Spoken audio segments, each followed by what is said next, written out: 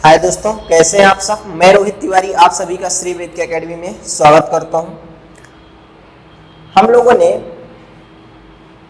Previous videos में 2-3 के video में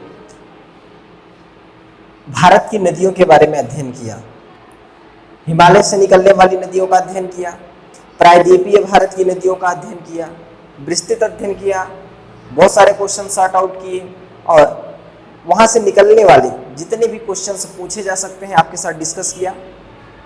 नदियों के पढ़ने के बाद एक इम्पॉर्टेंट टॉपिक है जो कि पढ़ना बहुत ज़रूरी है। ज़्यादातर लोग छोड़ देते हैं, लेकिन ऐसा नहीं करना है ना, क्योंकि यहाँ से क्वेश्चंस निकल के आते हैं तो 75% बंदे फेल हो जाते हैं, इसमें क्वेश्चन का आंसर सही नहीं दे पाते हैं। वो है अपवाह प्रतिरूप, मतलब नदियों का अपवाह प्रतिरूप, है ना। तो आज हम उसी को, एक छोटा सा टॉपिक है उसको हम कवर करने वाले हैं। बने रहिए मेरे साथ, पूरा वीडियो देखिए, लाइक करिए, शेयर करिए और सब्सक्राइब करिए। चलिए स्टार्ट करते हैं वीडियो। सबसे पहले जानेंगे अपवाह प्रतिरूप होता क्या है। अपवाह प्रतिरूप, ड्रेनेज पैटर्न। ड्रेनेज पैटर्न क्या होता है? अपवाह प्रतिरूप ड्रेनेज पैटर्न। फिर उसमें आपको लिखना है किसी क्षेत्र में नदियों का प्रवाहित रूप अपवाह प्रतिरूप कहलाता है, बोले तो ड्रेनेज पैटर्न कहलाता है। ठीक है, अब इसके टाइप्स हम लोग पढ़ेंगे, कितने टाइप्स के होते हैं। होते तो बहुत सारे टाइप्स हैं, लेकिन परीक्षा की दृष्टिकोण से अगर हम देखें तो 5 से 6 टाइप्स अगर हम पढ़ लेते हैं तो काफ़ी है, और इससे बाहर क्वेश्चंस नहीं बनाए जाते हैं क्योंकि वो बहुत छोटे छोटे हैं और बहुत सारे पैटर्न्स हैं जो कि परीक्षा के दृष्टिकोण से नहीं आते हैं, तो उस पर हम लोग अध्ययन नहीं करेंगे।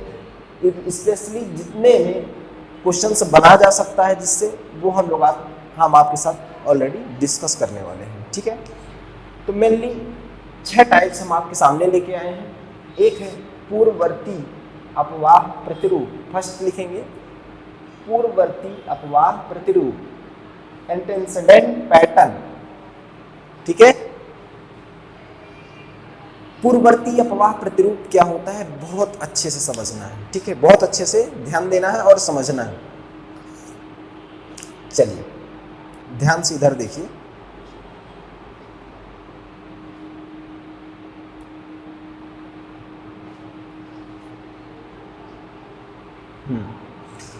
अगर हम बात करें तो पूर्ववर्ती, अगर हम बात करें तो पूर्ववर्ती अपवाह प्रतिरूप ज्यादातर हिमालय की नदियों के साथ होता है। क्योंकि पूर्ववर्ती मतलब होता है कि हिमालय के उत्थान से पूर्व, हिमालय के उत्थान से पूर्व की बातें हैं। तो जैसा कि प्रीवियस वीडियो में मैं आपसे एक बार टॉपिक में डिस्कस ऑलरेडी किया हूँ, फिर भी ये नया टॉपिक आ गया है तो इसमें भी हम उस चीज़ को आपको बताएंगे। तो चलिए देखते हैं पूर्ववर्ती होता है। तो पूर्ववर्ती का मतलब होता है कि हिमालय के उत्थान से पूर्व, मतलब जब हिमालय का उत्थान हो रहा था उसके पहले की भी बात है। तो जैसा कि आपको मालूम होगा कि हिमालय की उत्पत्ति के पूर्व भी वहाँ से निकलने वाली जो नदियाँ हैं, जैसे गंगा नदी हो गया, सिंधु नदी हो गई, सतलज नदी हो गई, ब्रह्मपुत्र नदी, ये हिमालय के उत्थान से पूर्व भी अपने रास्ते में प्रवाहित होती थी। ठीक है, अपने घाटी में प्रवाहित होती रहती थी। फिर इसी बीच में जब हिमालय का उत्थान हुआ तो ये नदियाँ अपना रास्ता न बदलकर, अपना रास्ता बिल्कुल नहीं छोड़ी, संघर्षरत रही, संघर्ष करती रही और घाटियों का निर्माण कर दी, घाटियों का निर्माण कर दी। देखिए इधर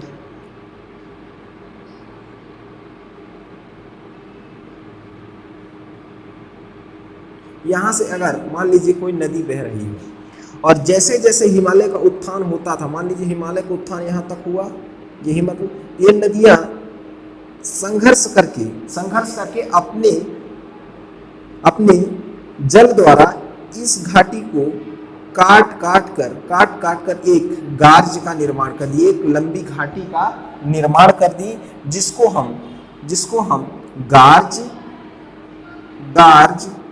या इसको कैनियन भी बोलते हैं, कैनियन के नाम से जानते हैं, जिसको हम गार्ज, खंड या कैनियन के नाम से जानते हैं। ठीक है, तो ऐसी जो नदियां हैं पूर्ववर्ती नदियां ऐसी नदियों को कहा जाता है, जो कि हिमालय, ये अधिकांश हिमालय के क्षेत्रों में ही पाई जाती हैं ये नदियां, इस टाइप की नदियां।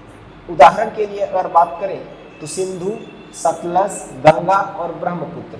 जैसा कि आपको मालूम है, सिंधु नदी जम्मू कश्मीर के पास गिलगिट में एक गार्ज का निर्माण करती है, इसको सिंधु गार्ज बोलते हैं। सतलज नदी हिमाचल प्रदेश में जैसे ही एंड करती है सिपकिला दर्रा के पास, वहाँ पर एक गार्ज बनाती है। फिर इसके बाद गंगा नदी कैसे गार्ज बनाती है, ये बात पॉइंट की, ये बात डिस्कस नहीं हुई थी, इसको हम आज क्लियर कर देते हैं, ठीक है ना। गंगा नदी गार्ज का निर्माण किस प्रकार करती है, इसको ध्यान से देखिएगा। हिमालय पर्वत का जब उत्थान हुआ तो सबसे पहले बृहद हिमालय का उत्थान हुआ, फिर मिडिल हिमालय, फिर शिवालिक हिमालय। तो सबसे पहले बृहद हिमालय का सबसे पहले उत्थान हुआ, और गंगा नदी पहले बृहद हिमालय से ही निकलकर क्या हुई, प्रवाहित हुई। फिर इसके बाद मिडिल हिमालय का उत्थान हुआ, किसका, मिडिल हिमालय का उत्थान हुआ। तो हिमालय जो है, गंगा नदी जो है हिमालय, बृहद हिमालय से निकली और मिडिल हिमालय को क्रॉस करी, मतलब यहाँ पे मिडिल हिमालय के पास में एक घाटी का निर्माण करी, यहाँ पर एक गार्ज का निर्माण की। इसलिए गंगा नदी को भी हम कह सकते हैं कि गंगा नदी गार्ज का निर्माण करती है या की है, ठीक है। अब बात करेंगे ब्रह्मपुत्र नदी अरुणाचल प्रदेश में दिहांग गार्ज का निर्माण करती है, जैसा कि प्रीवियस वीडियो में हम लोग पढ़ चुके हैं, ठीक है। ये होता है पूर्ववर्ती अपवाह प्रतिरूप, ठीक है। चलिए नेक्स्ट में आते हैं अध्यारोपित अपवाह प्रतिरूप या सुपरइम्पोज्ड पैटर्न। अध्यारोपित अपवाह प्रतिरूप के बारे में हम लोग डिस्कस करेंगे। ध्यान से लिखिएगा, है ना, अभी समझ लीजिए, फिर आप लोग अपने वर्ड में उसको लिख लीजिएगा। अध्यारोपित अपवाह प्रतिरूप होता क्या है, सबसे पहले ये बात करते हैं। जैसे कि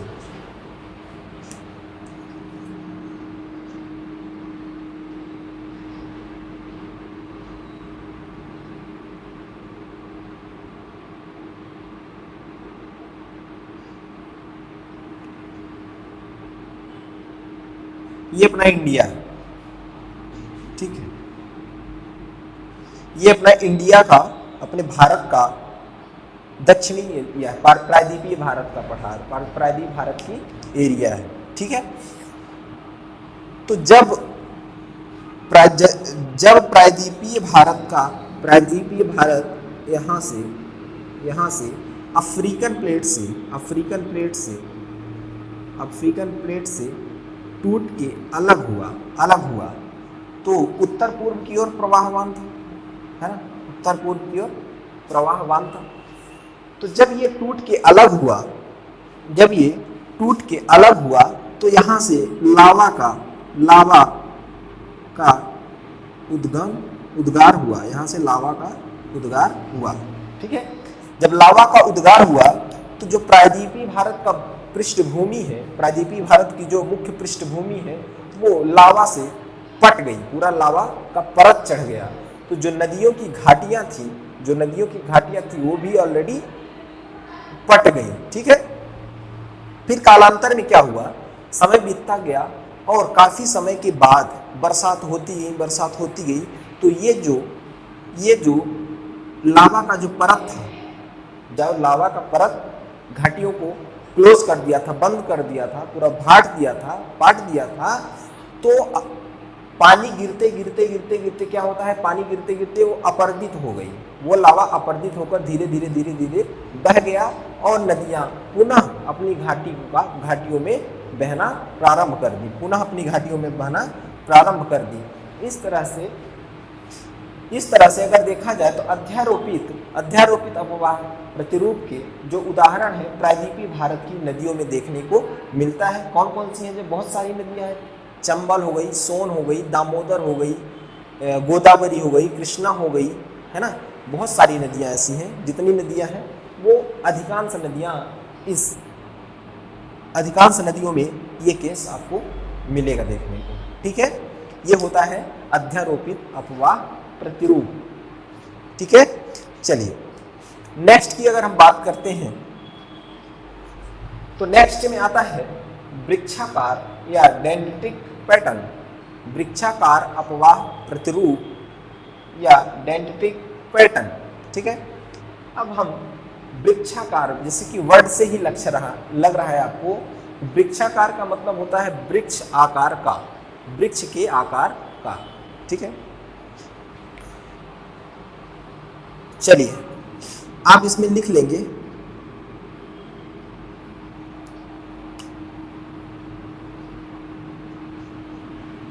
वृक्ष के आकार का, वृक्षाकार।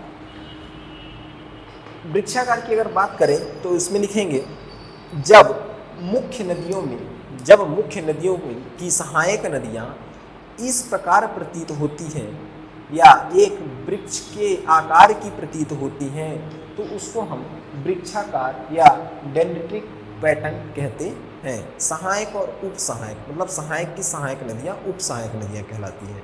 तो जब मुख्य नदी की सहायक और उप सहायक नदियां इस प्रकार मुख्य नदी में मिलती हैं कि वह एक वृक्ष की भांति प्रतीत होता है, उसको हम वृक्षाकार अपवाह प्रतिरूप कहते हैं।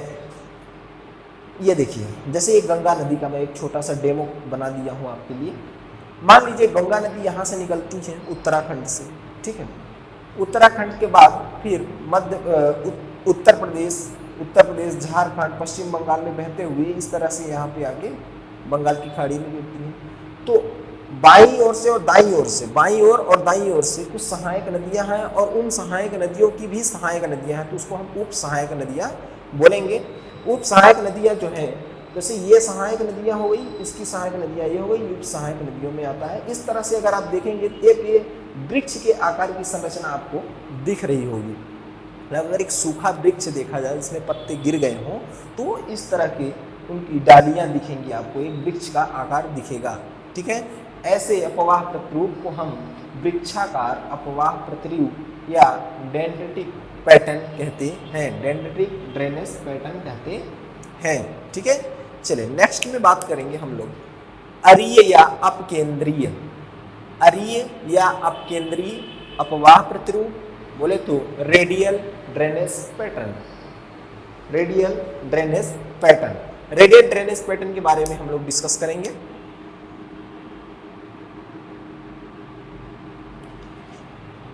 रेडियल ड्रेनेज पैटर्न ये होता है, इसमें लिखेंगे कि भूभाग का उठा हुआ भाग, मतलब भूभाग का उठा हुआ भाग बोले तो पठार बोल सकते हैं, क्योंकि भूभाग का उठा हुआ भाग ही पठार कहलाता है। तो ऐसा पठार से निकलने वाली जो नदियां हैं, चारों साइड पठार से निकलने वाली नदियां रहेंगी, ऐसे अपवाह प्रतिरूप को हम अरीय या अपकेंद्रीय मतलब केंद्र से, ऐसा लग ही रहा है जैसे ये देखिए अमरकंटक है, मान लीजिए ये अमरकंटक का पठार है। ठीक है, अमरकंटक के पठार से ये है आपकी नर्मदा नदी अपनी भ्रंश नदी में अपना जल अरब सागर में गिराती है। इस तरह से इधर सोन नदी गंगा नदी में जाके मिलती है। ये महानदी हो गई। महानदी अमरकंटक से नहीं निकलती, यहाँ दंडकारण्य के पठार से निकलती है छत्तीसगढ़ से, लेकिन ये उत्तर की ओर प्रवाहित होती हैं और अमरकंटक के पठार के टच होती हैं। तो अमरकंटक का जो पठार है तो महानदी का जो डायरेक्शन है, दिशा परिवर्तित कर देता है। तो ये नदी पूर्व की ओर प्रवाहित होते हुए ये बंगाल की खाड़ी में अपना जल गिराती है, उड़ीसा तट पर अपना मुहाना बनाती है। जबकि नर्मदा नदी की बात करें तो अमरकंटक से नर्मदा नदी का उद्गम होता है और ये पश्चिम की ओर प्रवाहित होकर अपना नदी अरब सागर में गिराती है।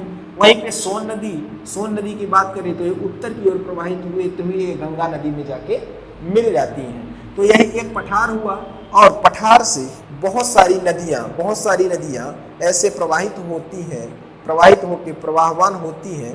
तो ऐसे मतलब ये केंद्र हो गया और केंद्र से निकल रही हैं नदियां, मतलब भूभाग का उठा हुआ भाग या पठार, वहां से निकलने वाली जो नदियां हैं वो केंद्र हुआ, और केंद्र से निकलने वाली जो नदियों का शेप है उसको हम बोलते हैं अरीय या अपकेंद्रीय अपवाह प्रतिरूप या रेडियल ड्रेनेज पैटर्न। ठीक है, समझ में आ गया होगा। एक एग्जांपल है ये, रांची का पठार भी एक इसका एग्जांपल है। ठीक है, और एक अमरकंटक का पठार है। अमरकंटक का पठार ये हम आपको बना के बता भी चुके हैं। ठीक है, अब बात करते हैं नेक्स्ट की,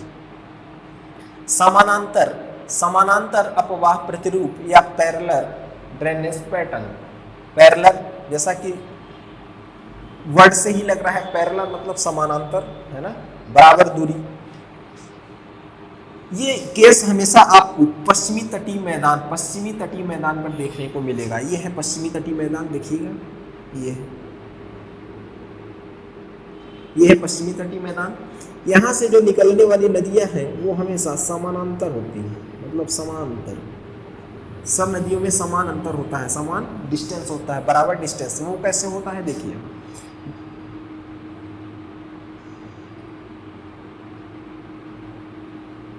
ये होता है, मान लीजिए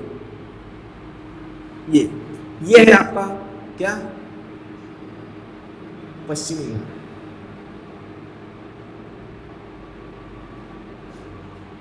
यह है आपका पश्चिमी घाट। अब पश्चिमी घाट में जो बहने वाली नदियां हैं उनका जो वेग है वो काफी तीव्र होगा, क्योंकि जो ढाल है पश्चिमी घाट का वो काफी तीव्र होने के कारण यहाँ से निकलने वाली जो नदियां हैं उनका वेग काफी तीव्र होगा, और तीव्र होने के कारण ये नदियां पश्चिमी घाट से होते जल गिराएंगी। तो उनके वेग में अब इतनी गति नहीं रह जाती है, इतनी कम गति नहीं रह जाती है कि वो विसर्पण करें। विसर्पण बिल्कुल नहीं करेंगी और सीधा जल अपना बंगाल की अरब सागर में गिराएंगी। और जब वो सीधा डायरेक्ट जाएंगी तो यहाँ पर वो सीधी रेखा में एक गमन करेंगी और अरब सागर में अपना जल गिरा देती है। ठीक है, यहाँ अरब सागर में अपना जल गिरा देती है। तो इस तरह से ये एक समानांतर पैटर्न का निर्माण करती हैं, उसको हम समानांतर या पैरेलल ड्रेनेज पैटर्न कहते हैं। ठीक है, चलिए लास्ट देखते हैं, खंडित या विलुप्त या intermittent drainage pattern. Intermittent drainage pattern ये आपको भामर क्षेत्र में मिलेगा। भामर क्षेत्र क्या होता है